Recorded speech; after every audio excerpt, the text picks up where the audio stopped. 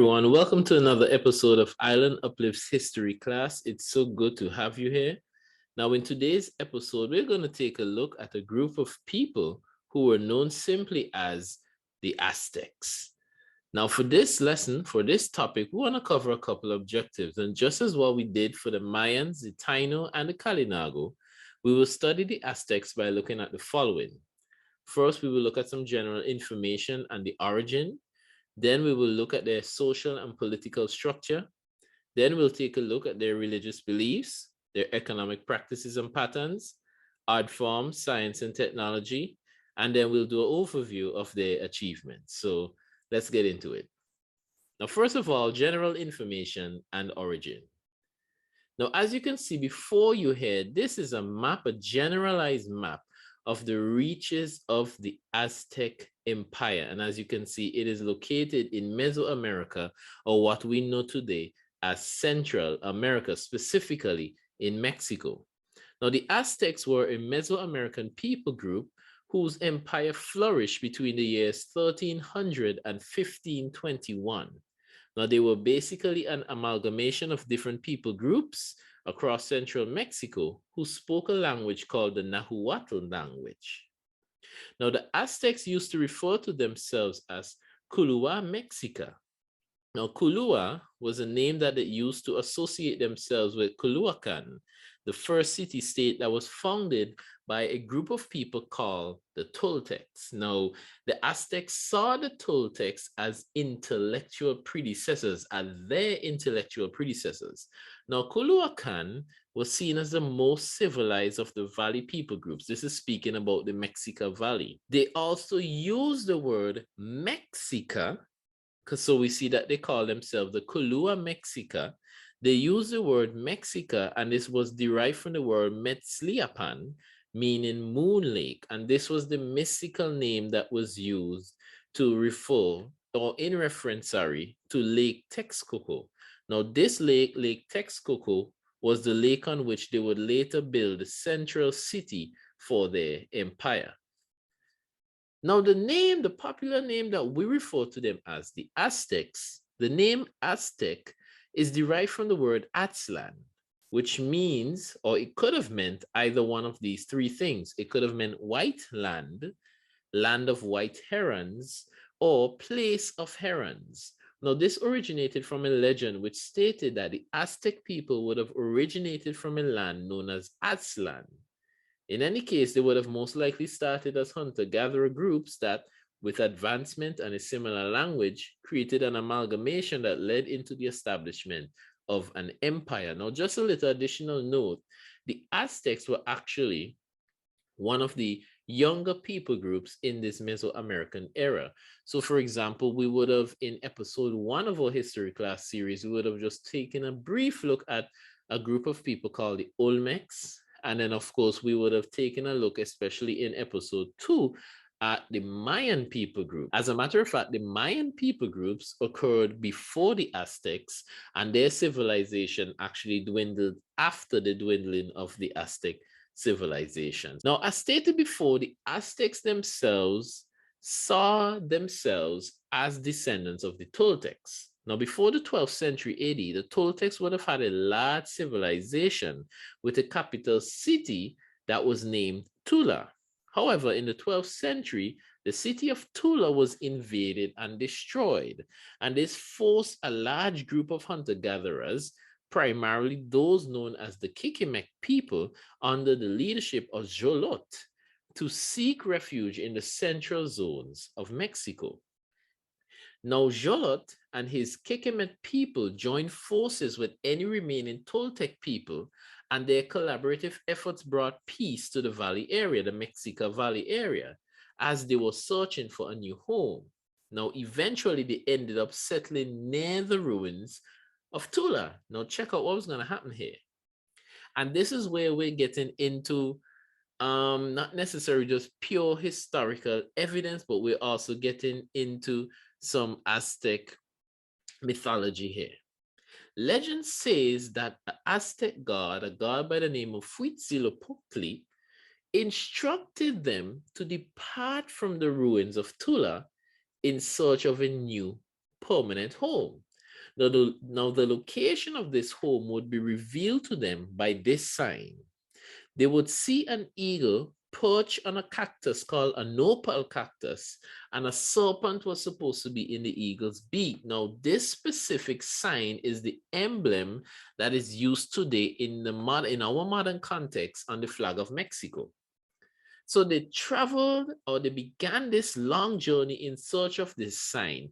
And the journey ended in the year 1325 when some Aztec elders claimed that they would have spotted the eagle perched on the cactus with the serpent in its mouth on a small island in Lake Texcoco. Now the people began building small settlements around, and they even began building islands in the lake, and we're going to come to this in a short while. Now, these settlements that they developed, they kept developing and developing until it became known as the great city of Tenochtitlan. Now, this is a map of Tenochtitlan, and we see as time progressed, we see how advanced it really became. Now, at first, when Tenochtitlan was still a small settlement, the people living there were subject to a more powerful people group who were known as the Tepanek people. And the Tepanek people had a capital city that was a place named Azcapotzalco. Now, the Tepanek demanded that the residents of Tenochtitlan pay tribute to them. However, in the year 1428, the residents of Tenochtitlan allied with two other cities, Texcoco and Tlacopan. Together, these three cities form what is known today as the Aztec Triple Alliance, which later became known as the Aztec Empire. So we want to take a look at the social and political structure of the Aztec Empire. Now, the Aztec Empire can best be described as a hegemonic confederacy. Now, this means that it is made up of several unified states, with the main state having political, economic, and military dominance over the other states. Now, each of the states that made up the empire were called altepetl, meaning water mountain. Now, each altepetl was ruled over by a Tlatoani, and Tlatoani was the Nahuatl word for king. By the way, Nahuatl was the main language that the Aztec people spoke. Now, the Tlatoani had authority over lesser nobility and the populace of commoners in that particular altepetl, or in that particular city-state, all right? Now, each altepetl, or each city-state, was made up of subdivisions. So there were these subdivisions in each of the city-states, and each subdivision was called a kalpoli.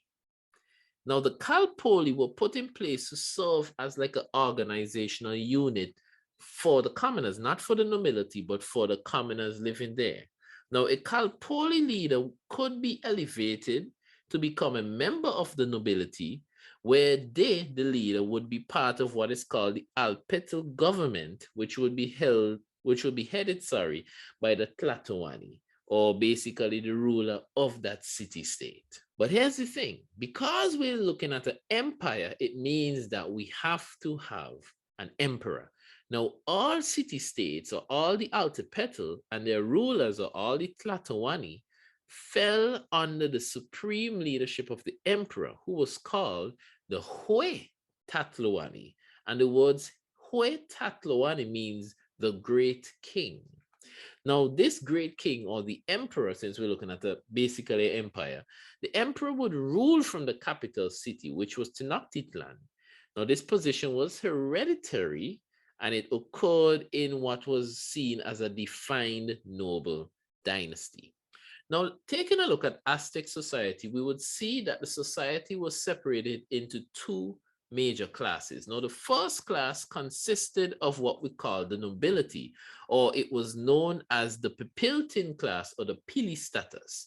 This would have consisted of the following persons. It would have been consisted of the Huetatloani, or the great king, the Tatloani, or the local kings or chiefs of the various altepetl or city-states, the priests and other noblemen. And other noblemen would have been inclusive of elite military leaders and warriors, such as military generals, jaguar warriors, eagle warriors, etc.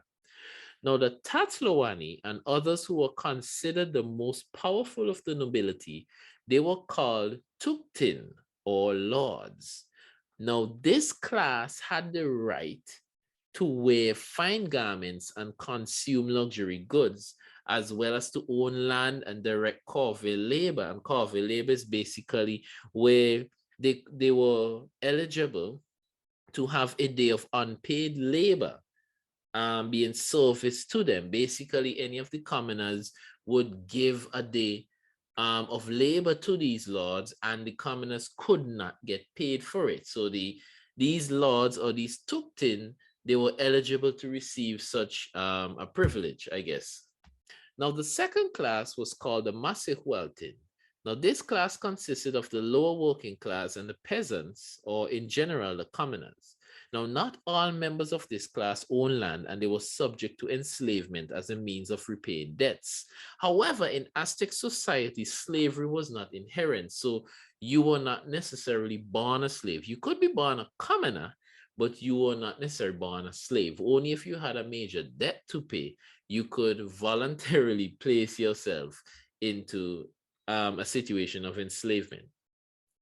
And of course, here before you is just a simple diagram which would show the Aztec class structure. So we see here now you have the Huetatloani, or the supreme ruler or the great king and his family. Then under him, you would have other Tatloani, other government officials, the priests, high-ranking warriors like the jaguar warriors, the eagle warriors, the military generals, etc. Then under that, you had commoners who were definitely not of noble ranking. Then under that, you have peasants. And finally, you have slaves. As a matter of fact, there's some diagrams that would even show you that among the rankings of the commoners and the peasants, women would be somewhere there. So unless a woman is not part of the Huetatloani's family, she, even once she is born a woman, would have been seen to some extent as being in a low ranking profile, unless she was born in a situation of nobility. All right. Now let's take a look at the Aztecs' religious beliefs. Now, Aztec religion, it was organized around the practice of calendar rituals, and it was dedicated to a pantheon of different deities. Now, similar to other Mesoamerican religious systems, in particular the Mayans, it has generally been understood as a polytheistic agriculturalist religion with elements of animism. And of course, we would have touched on a lot of these things in episode 2 and episode 3, where we took a look at the Mayans in episode 2, and then the Taino and the Kalinago in episode 3. So you can check those out. Now, central in the religious practice was the offering of sacrifices to the deities as a way of thanking or paying for the continuation of the cycle of life. Now, these are the main deities that were worshipped by the Aztecs. First of all, they worship a god by the name of Tlaloc, and Tlaloc was a god of the rain and the storm.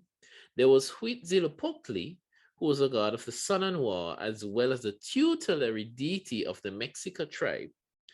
There was, and this one is probably the most famous, being honest with you, because Huitzilopochtli was the god who, in Aztec legend, led them or gave them the sign to look for to establish Tenochtitlan. However, I think the most famous of all is this one, Quetzalcoatl. And he is the god of the wind, the sky, wisdom and learning, and the stars.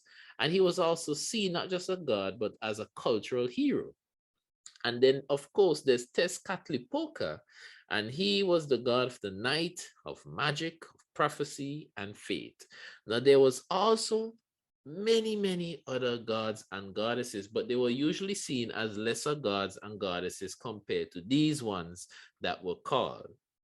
Now, Aztec religion has several stories of the beginning of all things and spiritual workings. Now, one popular story goes something like this.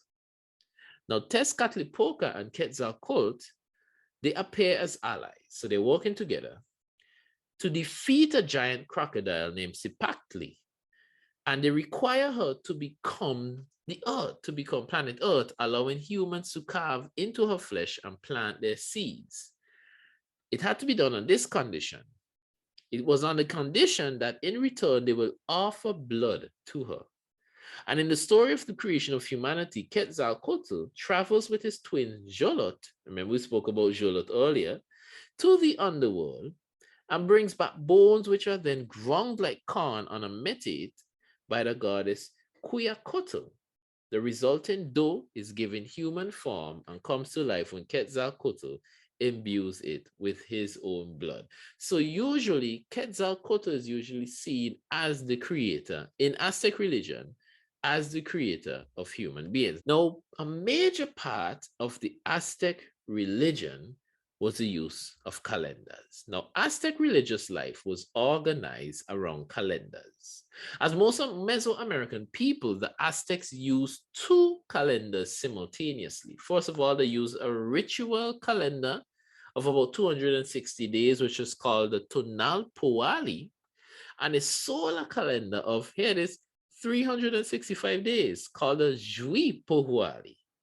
Now, each day had a name and a number in both calendars, and the combination of two dates were unique within a period of 52 years. So basically what they're saying is that both calendars would basically have similarities, or they would come together every 52 years. And we're gonna see this in our next episode. We're gonna see how significant this is, particularly in our next episode. So you stay tuned, all right? Now, the tonal pohuali was mostly used for divinatory purposes, and it consisted of 20 day signs and number coefficients of 1 to 13 that cycled in a fixed order. Now, the Jui pohuali was made up of 18 months of 20 days, so the months were 20 days in length, and with the remainder of 5 void days at the end of a cycle before the new Jui pohuali cycle began. Now, each 20-day month was named after the specific ritual festival that began the month, many of which contain a relation to the agricultural cycle. Now, the monthly rituals involved the entire population, as rituals were performed in each household in the Kalpoli temples. Remember the Kalpoli, which were the subdivisions of each of the city-states, and they were also held in the main sacred precinct, which was actually in Tenochtitlan, the main capital city of the empire. Now, many festivals involve different forms of dancing, as well as the reenactment of mythical narratives by deity impersonators, like a little drama going on there, and also the offering of sacrifice in the form of food, animals, and even human victims. Now, every 52 years, which the 52nd year was called a one-reed year, the two calendars reached their shared starting point and a new calendar cycle began. Now, this calendar event was celebrated with a ritual known as Jui Mulpili, or the new fire ceremony. Now, in this ceremony, old pottery was broken in all homes and all fires in the Aztec realm were put out. Now, then a new fire was drilled over the breast of a sacrificial victim, and runners brought the new fire to the different Kalpoli communities where fire was redistributed to each home. Then we get to the very serious part, human sacrifices. Now, to the Aztecs, that was instrumental in the perpetuation of creation, and gods and humans alike had the responsibility of sacrificing themselves in order to allow life to continue. Now, blood sacrifice in various forms was conducted. Both humans and animals were sacrificed, depending on a god to be placated and the ceremony being conducted. And priests of some gods were sometimes required to provide their own blood through self-mutilation. It is known that some rituals included acts of cannibalism, with the captor and his family consuming part of the flesh of their sacrificed captives. Although in terms of the cannibalism, it still hasn't been determined exactly how widespread cannibalism was in the Aztec Empire. It happened, but it still hasn't been determined how widespread it actually was. So that's just a little point of clarity. Now, while human sacrifice was practiced throughout Mesoamerica, the Aztecs, according to their own accounts, they carried it to an unprecedented level. There was some recordings, especially with the consecration of the Great Pyramid of Tenochtitlan in 1487, where Aztec and Spanish sources quoted that as much as 80,400 prisoners were sacrificed over the course of 4 days. However, this number could have been considered, or it could have possibly been exaggerated, because estimates of between 1,000 and 20,000 annually, 20,000 human sacrifices being conducted annually were given, which many experts have stated that those numbers, could have been more realistic. All right, but no matter which way you go, it's a lot. Now, the priests and temples, of course, when you're looking at the religious faith of these groups, you must include the priests, and you must include where most of these religious ceremonies are actually taking place, the temples.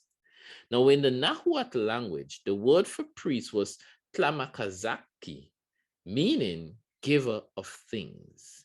Now, the main responsibility of the priesthood was to make sure that the gods were given their due in the form of offerings, ceremonies, and sacrifices.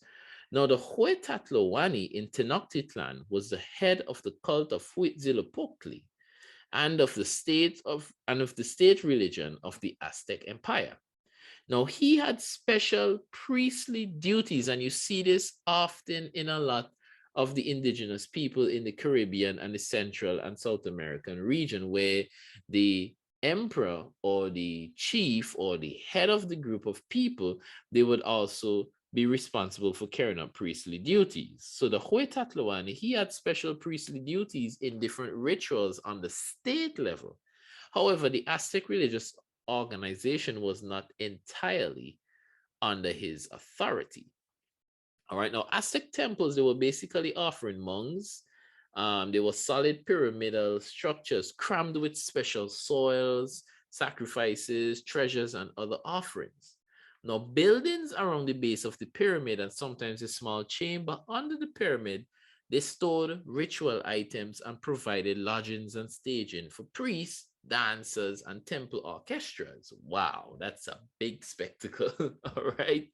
Now, the pyramids were buried under a new surface every several years, especially every 52 years. Remember, we spoke about the 52-year cycle. Now, thus, the pyramid temples of important deities, because of this work that was done every 52 years, the pyramid temples constantly grew in size. Now, in front of every major temple, there lay a large plaza. Now, this sometimes held important ritual platforms, such as the Eagle Stone, where some victims were slain. Plazas were where the bulk of worshippers gathered to watch rituals and rites and dances performed. And they also joined in songs and the sacrifices. The audience, even cut and bled themselves during these rites, self-mutilation. And to partake in any festival food, well, of course, it's a party, so it's a festival, so obviously persons will want to partake in the food. Now, the nobility sat on tired seating on the awnings around the plaza periphery, and some conducted part of the ceremonies on the temple. Now, the temple house itself was called a kali, and it was relatively small, although the more important ones, they had high and ornately carved internal ceilings. Now, here's the interesting thing, and this is a nice visual effect. To maintain the sanctity of the gods, the temples were kept dark and mysterious, and they even had swirling smoke in them from the copal, or basically the Aztec incense, and the burning of offerings. And then, of course, the Spanish records from Cortes and Diaz and others describe them as having sacred images and relics of gods, and they were often bejeweled, but they were shrouded under ritual clothes, and it was a big spectacle. There were flowers and offerings, and they generally covered the floors and the walls. And the larger temples also featured subsidiary chambers accommodating lesser deities. However, there was a big difference with the temple in Tenochtitlan. The ceremonial center of Tenochtitlan, the most important temple, was the Great Temple, which was a double pyramid with two temples on the top. Now, one of the temples was dedicated to Huitzilopochtli, and this temple was called Coatepec, meaning the Snake Mountain. The other temple was dedicated to Tlaloc. Now we want to take a look at the economic practices and patterns of the Aztecs. Aztec society was organized around maize or corn agriculture. The humid environment in the Valley of Mexico, with its many lakes and swamps, permitted intensive agriculture. And the main crops, in addition to maize or corn, were beans, squashes, chilies, and a flower that was called amaranth. Now, particularly important for agriculture production in the valley, and this, I think this is what impresses me the most about the Aztecs. Particularly important for agriculture production in the valley was the construction of chinampas on the lakes, or artificial islands, and especially in that day, absolutely amazing. These artificial islands allowed for the conversion of the shallow waters into highly fertile gardens that could be cultivated year-round. Brilliant. Chinampas are human-made extensions of agricultural land, created from alternating layers of mud from the bottom of the lake and plant matter and other vegetation. Now, these raised beds, they were separated by narrow canals, which allowed farmers to move between them by canoe. And as you can see, there's a little image there showing how they allow these waterways so that they could move in between them by canoe, and they could go to each one and plant and take care of the plants and then go in their canoes and go to the next part. It is absolutely amazing. Now, chinampas were extremely fertile pieces of land and yielding on average 7 crops annually. Awesome. On the basis of current chinampa yields, it has been estimated that 1 hectare or 2.5 acres of chinampa would feed 20 individuals, and 9,000 hectares or 22,000 acres of chinampas could feed 180,000 persons. Brilliant, brilliant. And this is a nice visual showing the construction or the layout of these chinampas. You know, the Aztecs, they further intensified agricultural production by constructing systems of artificial irrigation. Wow. Now, while most of the farming occurred outside the densely populated areas, within the cities, there was another method of small-scale farming. Now, each family had their own garden plot, where they grew corn or maize, fruits, herbs, medicines, and other important plants. Now, when the city of Tenochtitlan became a major urban area, water was supplied to the city through aqueducts from springs on the banks of the lake, and they organized a system that collected human waste for use as fertilizer. Now, through intensive agriculture, the Aztecs were able to sustain a large urbanized population. Now, the Lake Texcoco, was also a rich source of proteins in the form of aquatic animals such as fish, amphibians, shrimp, insects, and even insect eggs and waterfowl. Now, the presence of such varied sources of protein meant that there was little use for domestic animals for meat. They only kept like turkeys and dogs. And many scholars, many historians have calculated that there was no shortage of protein among the inhabitants of the Valley of Mexico. Now, the excess supply of food products allowed a significant portion of the Aztec population to dedicate themselves to trades other than food production. Apart from taking care of domestic food production, women weave textiles from agave fibers and cotton. Men also engage in craft specialization, such as the production of ceramics and of obsidian and flint tools, and of luxury goods such as beadwork, featherwork, and the elaboration of tools and musical instruments. Now, sometimes entire calpoli specialize in a single craft. Okay. And in some archaeological sites, large neighborhoods have been found where apparently only a single craft specialty was practiced. Now, the Aztecs did not produce much metalwork, but they did have knowledge of basic smelting technology for gold, and they combined gold with precious stones such as jade and turquoise. As you can see in many of their craft, there is the use of a lot of turquoise, especially. Copper products were generally imported from the Tarascans of Michoacan. Many of the products were distributed through a network of markets across the empire. Now, some markets specialize in a single commodity, for example, the dog market of the Akolman, and other general markets with presence of many different goods could have been seen. The markets were highly organized with a system of supervisors taking care that only authorized merchants were permitted to sell their goods, and punishing those who cheated their customers or sold substandard or counterfeit goods. Now, a typical town would have a weekly market or every 5 days, while larger cities held markets every day. Another form of distribution of goods was through the payment of taxes. Now, when an altipetal or city-state was conquered, the victor imposed a yearly tax on that city-state, and it was usually paid in the form of whichever local product was most valuable or treasured for that city-state. And then taxes, of course, were usually paid twice or 4 times a year at different times. And now we're going to look at the art forms, science, and technology of the Aztec people. Now, the Aztecs did not have a fully developed writing system like the Mayans. However, like the Maya and the Zapotec people, they did use a writing system that combined logographic symbols and signs with phonetic syllable signs. Now, song and poetry were highly regarded. Now, there were presentations and poetry contests at most of the Aztec festivals. That's very nice and creative. There were also dramatic presentations that included players, musicians, and acrobats. There were several different genres of cuicatl or song.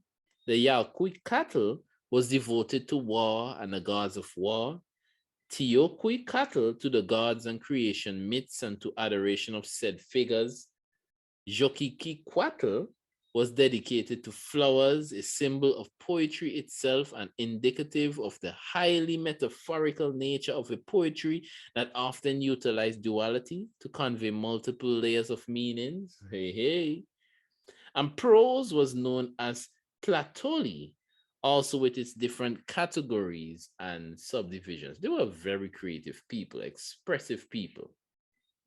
The Aztecs also produced ceramics of different types. Common were orange ware, which are orange or buff burnished ceramics with no slip. There were also red wares, which were ceramics with a reddish slip. And they were polychrome ware, and they were ceramics with a white or orange slip with painted designs in orange, red, brown, and or black. Now, Aztec painted art was produced on animal skin, especially there, on cotton lienzos, and on amate paper made from bark. It was also produced on ceramics and carved in wood and stone. Now, sculptures were carved in stone and wood, but few wood carvings have actually survived. Aztec stone sculptures existed in many sizes from small figurines and masks to large monuments and are characterized by a high quality of craftsmanship. Now, many sculptures were carved in highly realistic styles, and we could give some examples realistic sculptures of animals such as rattlesnakes, dogs, frogs, turtles, monkeys, and an animal that was very important to the Aztecs, jaguars. An especially prized art form among the Aztecs was featherwork, which was the creation of intricate and colorful mosaics of feathers and their use in garments as well as decoration and weaponry, war banners, and war suits. A class of highly skilled and honored craftsmen who created feathered objects were called the Amanteca, named after the Amantla neighborhood in Tenochtitlan, where they lived. and work. And then there is science and technology. First of all, one of the great innovations was their very city, their main capital city, Tenochtitlan, especially by the development of artificial islands called Chinampas. There was also the adapting and developing of a unique version of the Mayan solar and sacred calendar, which were the 365-day calendar in particular that was useful for farming since it was tracking the actual seasons. There was also the development of medicine from plants. I remember we were looking at the fact that even smaller family groups in their own small plots of land, they were growing medicinal plants. We also see the great pyramids and temples that were made from stone. There was also the coded books made of bark or animal skins, which recorded Aztec history and civilization.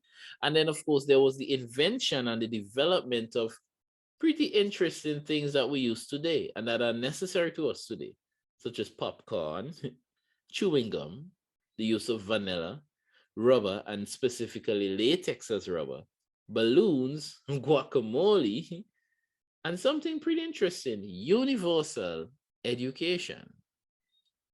And here you see just a little visual, a nice visual of the Aztec number system. And finally, we want to look at their achievements. Like the Mayan, the Aztecs studied astronomy, and they created a calendar and used a complex writing system. They also had an extensive trade network, which included gold, cotton, cacao beans, tobacco, pottery, tools, weapons, food, and slaves.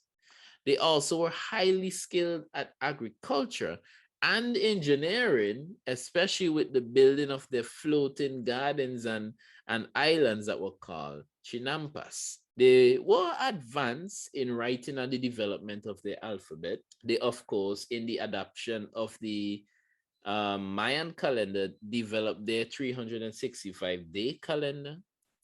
They were very advanced in their medicine, where they practiced their medicine and operations on human sacrifices and with dead bodies from war. And they got a lot of their medicine, of course, from plants. There was also the universal education, where public education for boys and girls started at the age of 13. And in their education, they were taught lessons in citizenship, history and tradition, religious ceremonies, and arts and craft. Boys would have learned methods of warfare, while girls learned singing and dancing skills. And then, what I personally think is one of their greatest achievements is just even building the city of Tenochtitlan. I mean, this is an artist's impression of the city, but even just looking at this, even in our modern context, this is a truly mind-blowing sight. And this is where we come to an end of our look at the indigenous peoples in the Central American area who were known as the Aztecs. But we're not entirely finished with looking at the Aztecs, because there is something historically significant that is about to happen to these people groups. There's a man who's coming, and he's coming with a lot of people, and he's gonna transform the lives of these people and the people in Central America forever. So in our next episode, we're going to take a look at the man by the name of Hernan Cortez, and we're going to look at his encounter with the Aztecs. But this has been another episode of Island Uplift's history class. I hope to see you in the next one. But for now, class dismissed.